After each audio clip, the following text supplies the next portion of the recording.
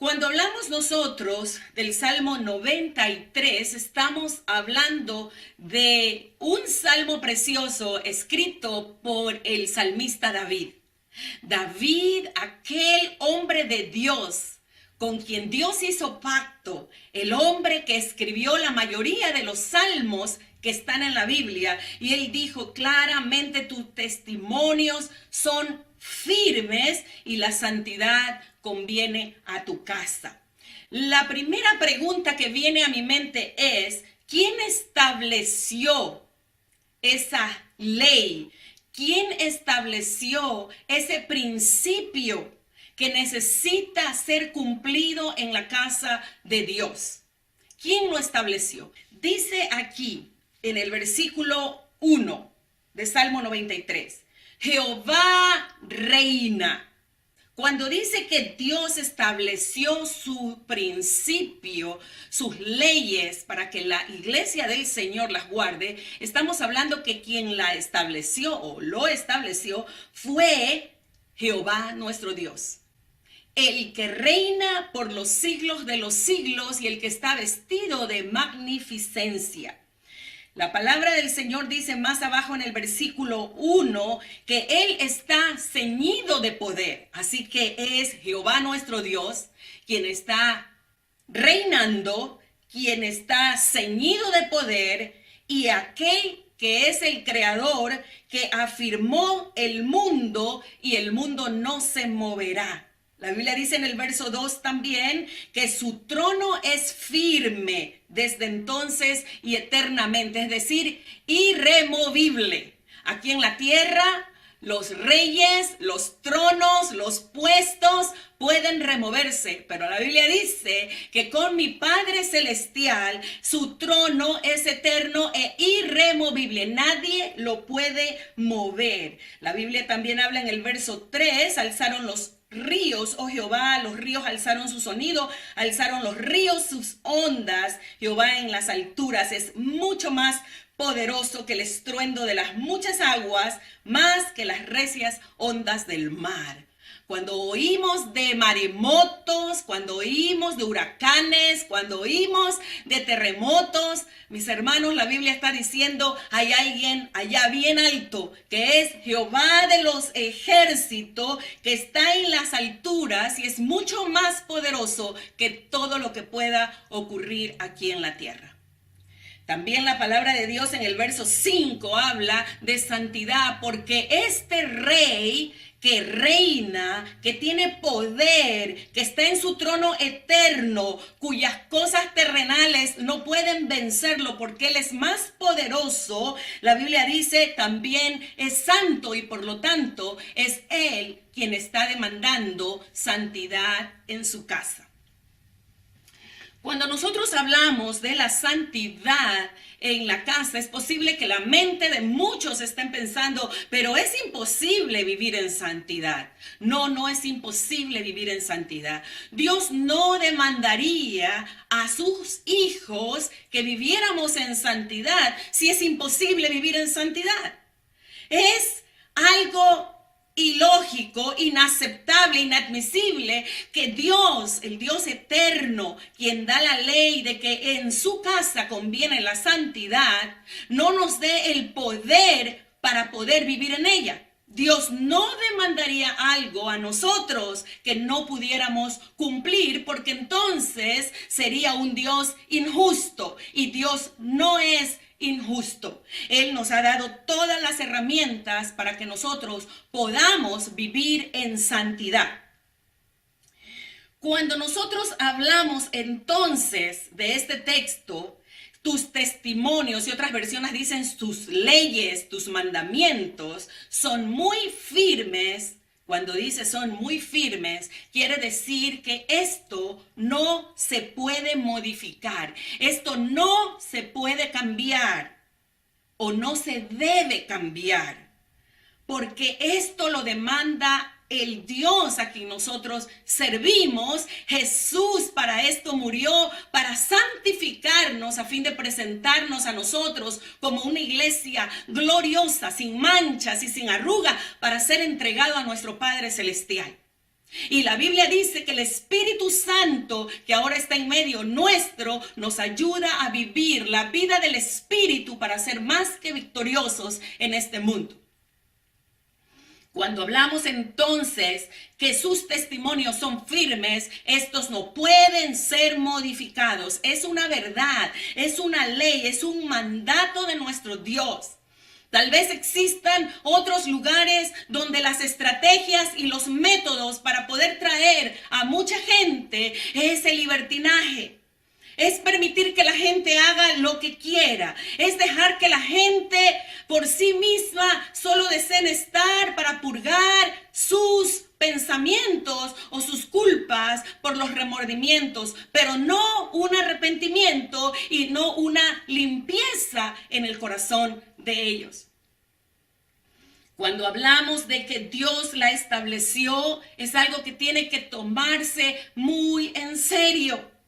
Tan en serio que aún los ministros de nuestro Dios, todos los que son pastores, todos los evangelistas, maestros, profetas, apóstoles, tienen que vivir en este mandato, en este llamamiento, en este requisito que no podemos evitar.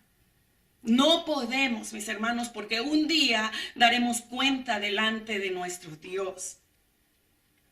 Todos los pastores y los ministros debemos vivir en la santidad requerida por nuestro Dios. Hay una historia en la Biblia real de personas que pecaron, que fallaron a nuestro Dios, y la Biblia demuestra cómo Dios trató a aquellos sacerdotes y levitas que fallaron a la santidad. Levíticos 11:45 dice: porque yo soy el Señor y os he hecho subir de la tierra de Egipto para ser vuestro Dios. Vosotros pues seréis santo, porque yo soy santo, dijo el Señor. Nos ha rescatado de un mundo perdido para vivir para Él. Y la Biblia también dice, anote los que anotan, Levíticos 19:2 dice, Dios le habla entonces a Moisés y le dijo: habla a toda la congregación, seréis santo, porque yo, el Señor vuestro Dios, soy santo. Y en el libro de Primera de Pedro 1:15 y 16, las escrituras dice que tenemos que vivir en santidad. Toda nuestra manera de vivir, toda. Si es una ley, si es una orden de parte de Dios que debe ser respetada por nosotros, eso no se edita. Eso no tiene que bajar a la última categoría. Por eso es que hay mucha gente que ya no quiere venir a la iglesia ni conocer del Señor, porque hay mucha gente que dice: no, pues sí, ahí es como si fuera el mundo mismo. Y ponemos tropiezo a la gente que necesita acercarse a nuestro Dios. Por eso es requerida la santidad. Tenemos que distinguirnos entre otros, tenemos que distinguirnos de los que son y están en el mundo. Es necesario entonces, porque Dios es santo y Él no quiere pecado en su casa. Y si alguien falla, el Señor es misericordioso cuando hay verdadero arrepentimiento para poder levantar al pecador arrepentido, mis hermanos. Hay cosas que necesitamos examinar. La santidad conviene a su casa, y yo le voy a decir por qué conviene a su casa. Tome nota, por favor. Por lo menos tengo 4 razones por la cual conviene la santidad en la casa de nuestro Dios. Número 1.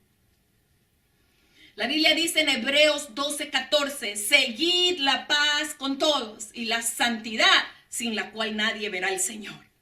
Entonces, la Biblia dice, número 1, que conviene la santidad en su casa, porque para ver a Dios necesitamos vivir en santidad.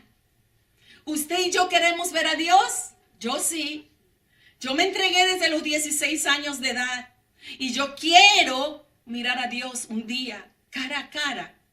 Yo no quiero perder la salvación. Yo no quiero hacer que el pecado me destruya. No, yo quiero vivir agradándole a mi Dios. Y por eso estamos caminando. El Espíritu Santo siempre redarguirá en dónde estamos fallando para poder enmendarnos y para poder nosotros vivir en la santidad requerida. La Biblia también dice allí en este punto, en el punto 1, para ver al Señor y también para heredar el reino de Dios. También para heredar el reino de Dios. Miren lo que dice 1 Corintios 6, 8 al 11. ¿No sabéis que los injustos no heredarán el reino de Dios? No erréis, no te equivoques. Ni los fornicarios, ni los idólatras, ni los adúlteros, ni los afeminados, ni los que se echan con varones, hablando sexualmente, ni los ladrones, ni los avaros, ni los borrachos, ni los maldicientes, ni los estafadores heredarán el reino de Dios. Y este pasaje dice, y esto erais vosotros antes. Erais vosotros antes, pero ya habéis sido lavados, ya habéis sido santificados y ya habéis sido justificados por el nombre de Jesús y por el poder del Espíritu Santo de Dios. Estamos hablando en este momento, número 1, la santidad de Dios conviene a su casa. Número 1, para poder ver a Dios y heredar el reino de Dios. Sin santidad no podemos, por eso conviene. Número 2, el segundo principio, o la segunda razón por la cual la santidad conviene a su casa. Tome nota, por favor.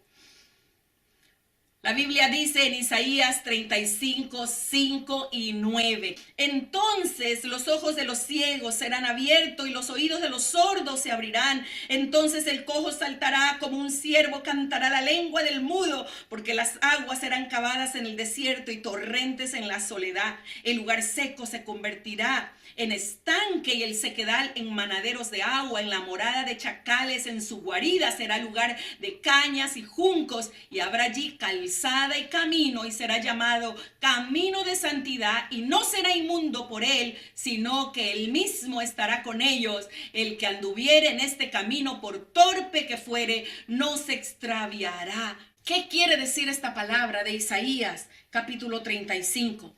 Porque donde hay santidad de Dios se manifiesta la gloria de Dios. Tome nota, aleluya. Donde hay santidad de Dios se manifiesta la gloria de Dios. La Biblia dice, los ojos de los ciegos verán, el cojo saltará, la alegría de Dios vendrá, se manifestará entre ellos, porque habrá un camino de santidad y Dios mismo descenderá en medio de su pueblo. ¿Cuántos alaban al Señor? ¿Cuántos le dan un aplauso al Señor? Aleluya. Porque necesitamos santidad, porque queremos la gloria de Dios descender en medio nuestro. Cuando desciende la gloria de Dios, milagros, sanidades, transformaciones, conversiones, crecimiento viene de parte de Dios.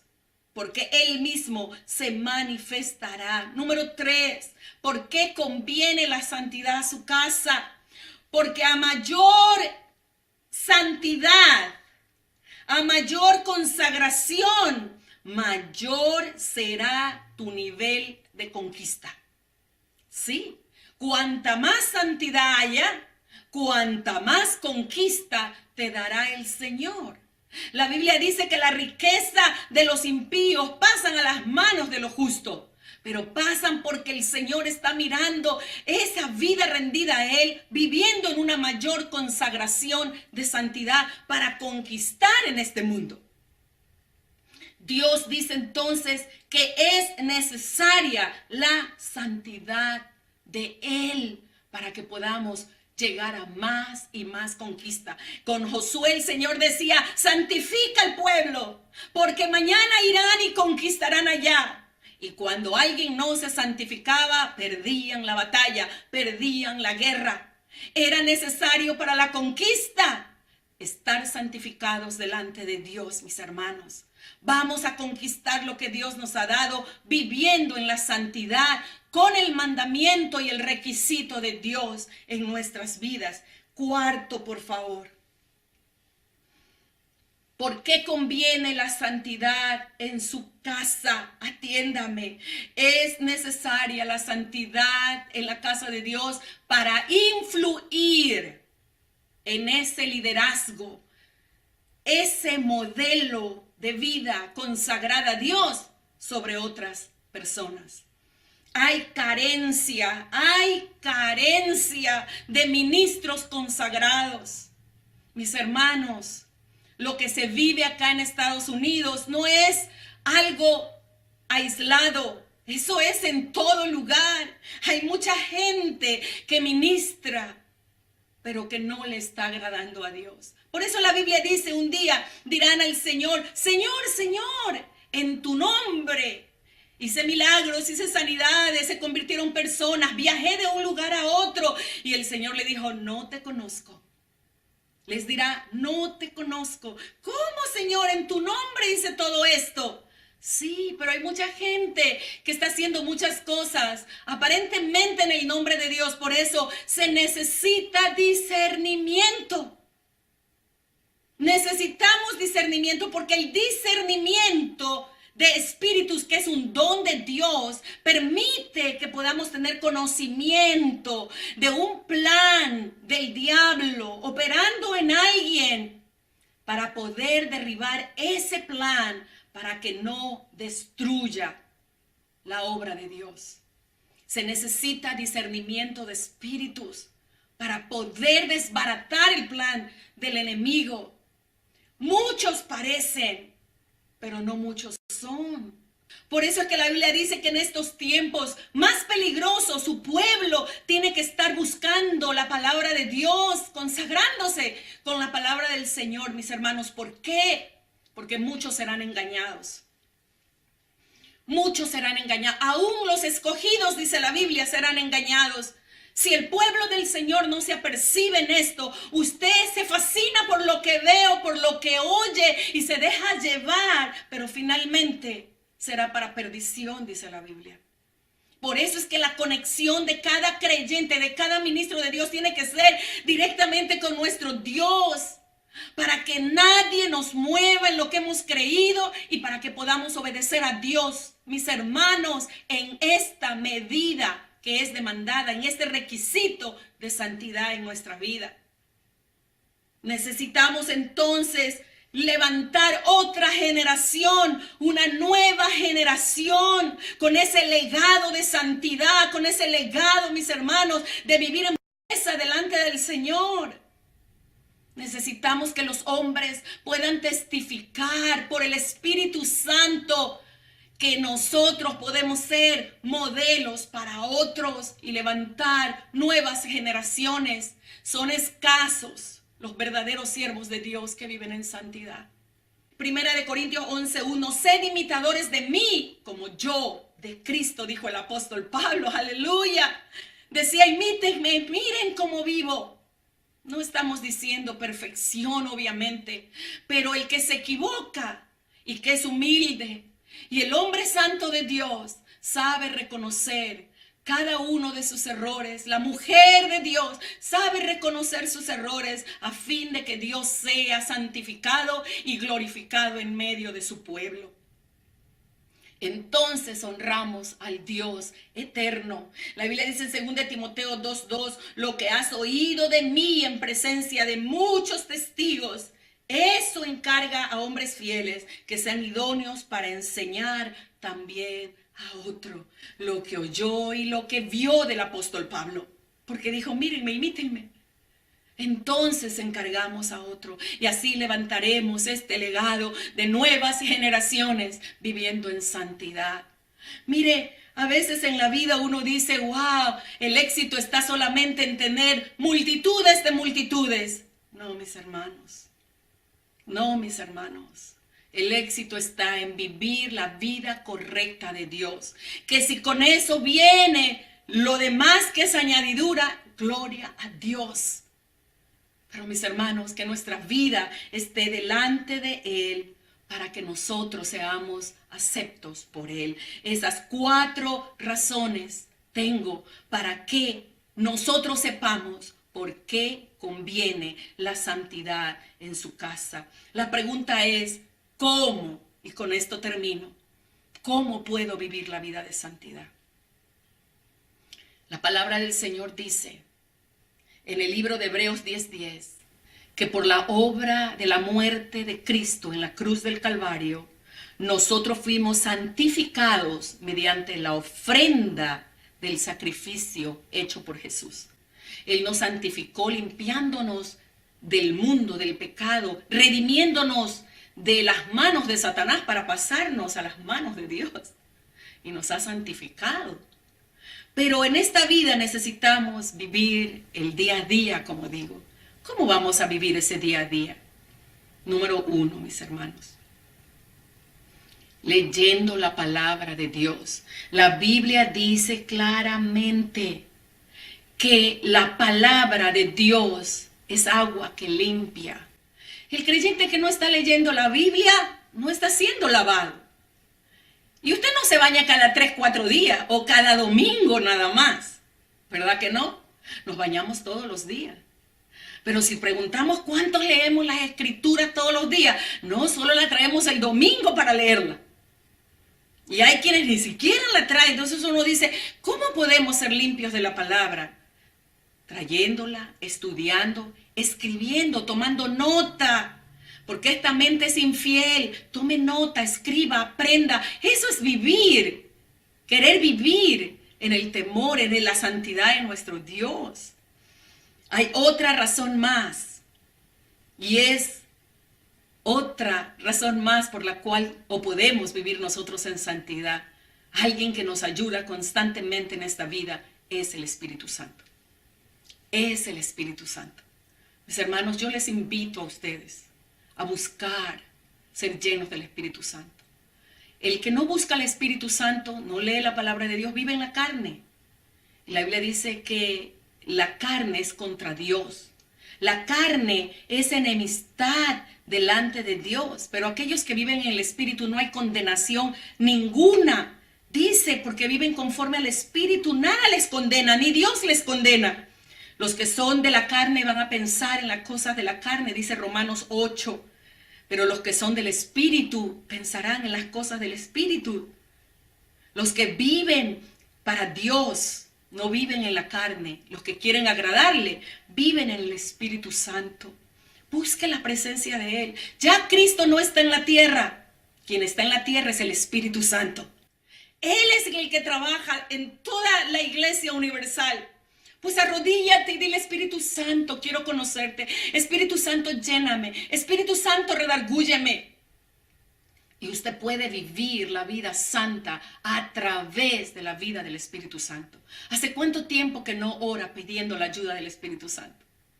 Oh, mis hermanos, a mí me quiebra fuertemente el corazón. Porque podemos estar dentro de la iglesia y estar más descarriados y perdidos que cualquiera. Dios le dio una palabra a mi esposo en esta semana. En el Salmo 119, 67. Y allí dice, antes de que yo fuera humillado, descarriado andaba. ¿Qué es antes de la humillación sino la soberbia, el orgullo? El no querer nada de Dios porque es a mi manera, a mi forma. No lo necesito. Tal vez de vez en cuando. Eso es orgullo, eso es soberbia, eso es arrogancia.